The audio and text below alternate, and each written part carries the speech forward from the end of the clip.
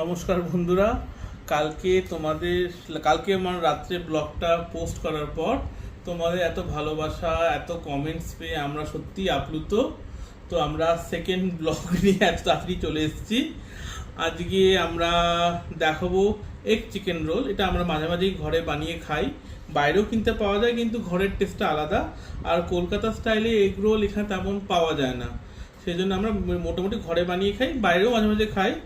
এই egg roll তো মানে আমাদের রক্তে এগ রোল, রক্তে এগ চিকেন রোল। প্রথম এগ রোল তো ঘরেই বানানো বা ঘরেই খেয়েছি। তারপর যখন প্রথম বাইরে খাওয়া, যতদূর মনে পড়ে দুর্গাপুজোর সময় আমাদের ওখানে এগ রোলের স্টল দিত, তখনও কিন্তু এগ চিকেন রোল এখনও বাজারে আসেনি। তারপরে যখন দাদা কলকাতায় পড়তে গেল, তখন প্রথম বেদুইনের রোল খেলাম, এগ চিকেন রোল। সেই শুরু, আহা কি টেস্ট। তারপরে চলছে আজকে তোমাদের সিম্পল এগ চিকেন রোল কিনে না বানানো দেখাবো। এখানে পরোটার উপর এই রুমিয়া অলরেডি বানিয়ে রেখেছে, ডিম দিয়ে করে রেখেছে। আর এই চিকেনটাও একটু বানিয়ে রেখেছে, একটুখানি পেঁয়াজ, আদা, রসুন, তারপরে একটুখানি আর কি দিয়েছে এতে, পেঁয়াজ, আদা, রসুন আর কিছু সয়া সসও দাওনি না, মানে মোগলাই স্টাইলের বানিয়েছে। এখানে আমি একটুখানি চিকেন দিলাম। খুবই সোজা, সবাই আমার ঘরে বানাই, খাইও আমরা। একটু পেঁয়াজ, শসা কুচি,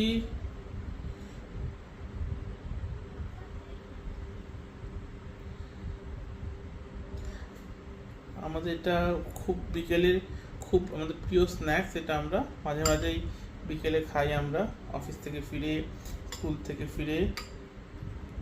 একটু লেবুর রস লাস্টে দেবো।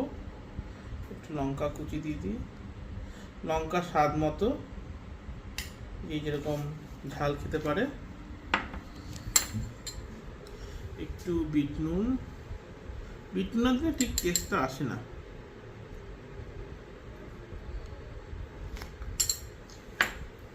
একটু কেচাপ,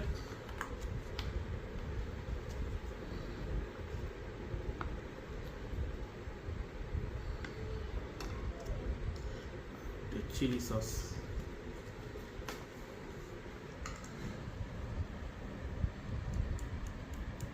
এই চিলি সস তেমন ঝাল নয়, একটু দেওয়া যেতেই পারে। লাস্টে একটু লেবু চিপে নিলাম।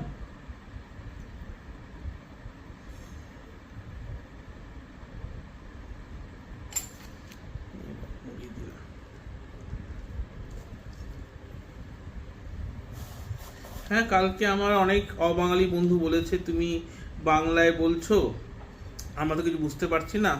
আমি বললাম এটা আমার হোস্টেলের ব্যাপার ছিল, কলকাতার ব্যাপার, তাই আমরা বাংলায় করেছি। হয়তো পরের ব্লগ থেকে হয়তো আমি হিন্দি অ্যান্ড ইংলিশ ট্রাই করব, দেখা যাক কতদূর তোমাদের ভালোবাসা পাই। এই যে রোল রেডি, এবার আমি দেখি টেস্ট করে দেখি কেমন হয়েছে।